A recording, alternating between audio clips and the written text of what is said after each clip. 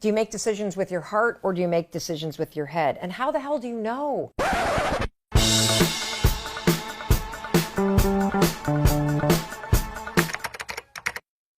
So this next question from Emily is a really, really great one for those of you that are struggling with making a decision. And it's a question about how do you know when you're listening to your heart or you're listening to your head?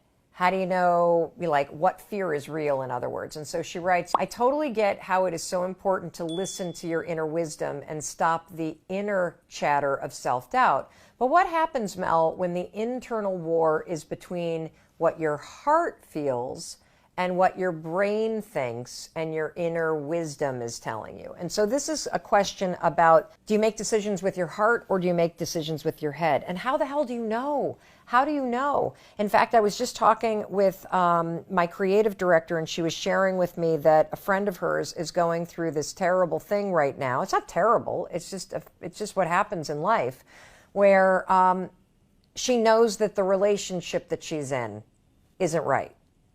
They get along really well. Things are really easy, but in her heart, she knows it just isn't right.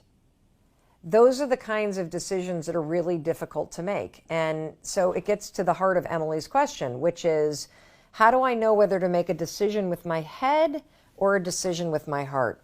I'm the kind of person that believes you should always make decisions with your heart and soul. You can use your brain for math. You can use your brain to look at the fine print in a contract.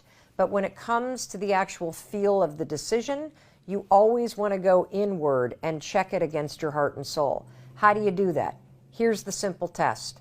Does the decision that you're about to make expand you, expand your future, or expand the possibilities of your life? If the answer is yes, then the decision is yes, no matter how terrifying it is.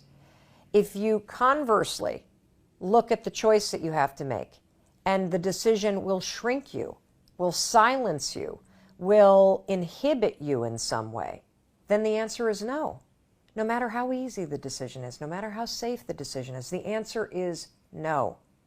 Now, one of the things I want to point out, that when you start to use this, does it expand or does it shrink me? Does it open possibilities or does it keep things closed? Does it raise my voice or does it silence me, right? Is that there's always a short-term and a long-term impact to the decision. The short-term impact to making an expansive decision, a decision that's based in your heart and your soul, sometimes it's terrifying because sometimes it means moving, or it means changing a job or changing a relationship or having a difficult conversation or starting something new. And those sorts of things are always uncomfortable. So brace for impact, put the force fields up, but make the decision anyway.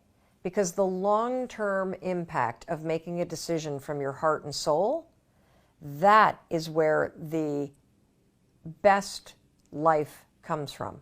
Because you're living for what's true for you, not what's safe in the moment. I hope that helps. And let me know how you use this expanse versus shrink scale in order to make decisions that you're facing right now. And don't forget, submit your questions to us by using the hashtag AskMel.